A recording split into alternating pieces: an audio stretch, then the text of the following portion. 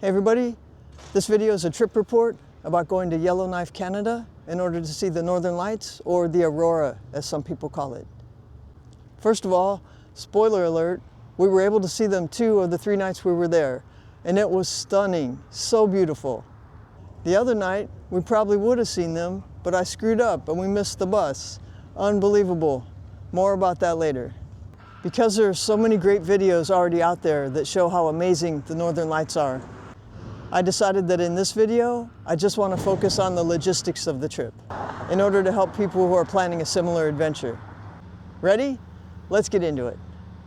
To get to Yellowknife, unless you're planning some kind of a crazy monster road trip, you'll probably fly in there to the small airport. YZF is the airport code.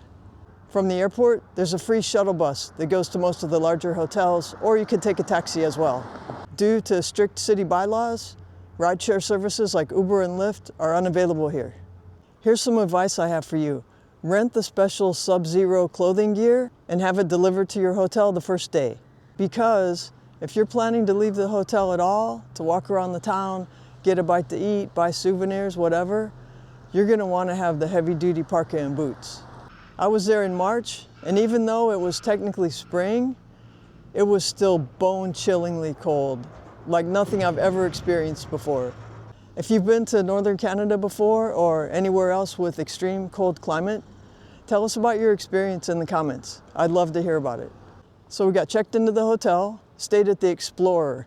It was good, very popular hotel, lots of tour groups. That first night, I booked an excursion called Cozy Cabin.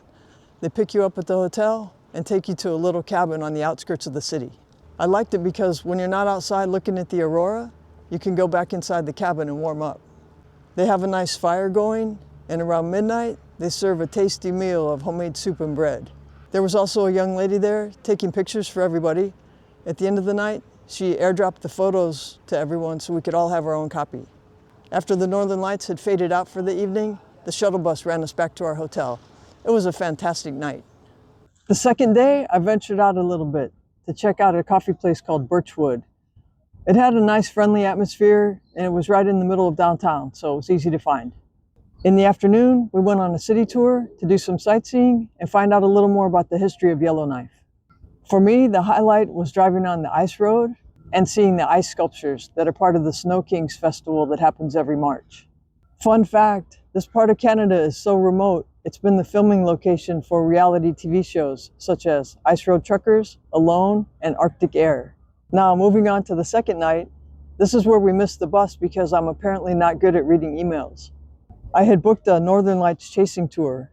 These are the very popular excursions where they drive into remote locations and move around throughout the night to give you the best chance of seeing the Northern Lights. The email had the pickup time and said wait outside for the bus. And in my mind, that meant wait in the lobby because it's -20 outside. So when it got to be 20 minutes or so past the pickup time, I texted. They texted back, we already picked up from your hotel. You missed the bus. Oi!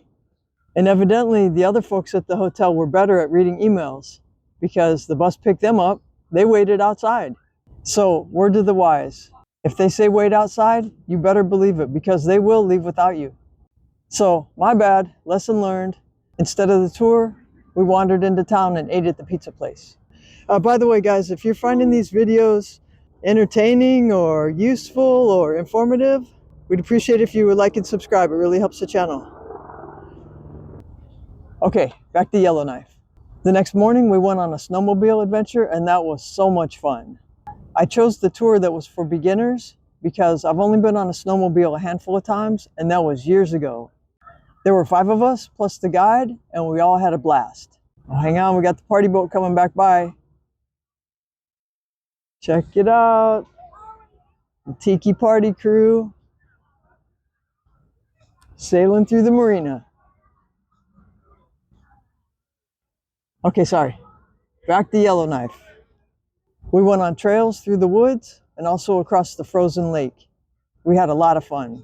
Our third and last night there, it was a do-over for the chasing tour. This time we did wait outside and the bus picked us up no problem. During the course of the evening, we visited 3 remote locations and managed to see the lights in all 3. And the last stop was particularly stunning.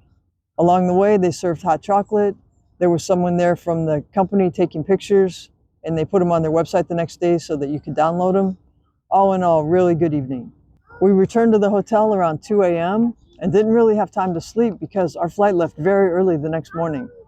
We gathered up the rental Arctic gear, and the hotel receptionist showed us where to put it so the rental company could pick it up the next day.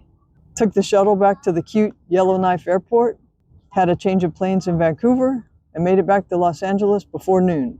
It was a fantastic trip, but I have to say I was really glad to get back to Los Angeles and the warmer weather. And if you guys made it this far, I'm going to throw in some bonus footage from my little outing to the marina, Burton Chase Park, where I filmed a lot of this. Just such a nice day. Check it out. Let's take a little walk and see if we can find anything else going on. When I'm filming my videos, I always just like to capture a little bit of what's happening around, if there's any animals or interesting characters. So there's the party wave runners right there. It's a really nice day here. It's Saturday, it's beautiful outside. It's a cute little sailboat. Not sure the person has 100% control because they almost crashed into that party boat a minute ago, but oh, there we go, you're doing it.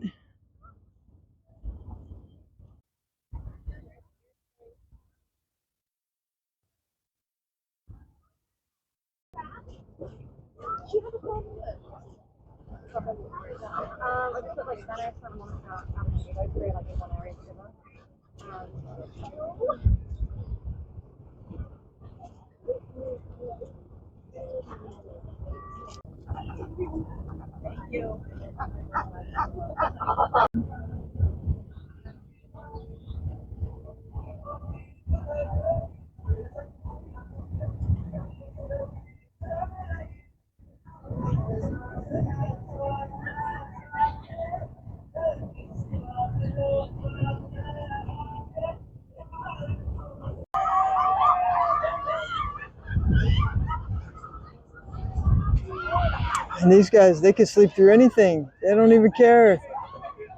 There are party boats approaching. Nobody even moved an inch. Good for them. Good little sleepers.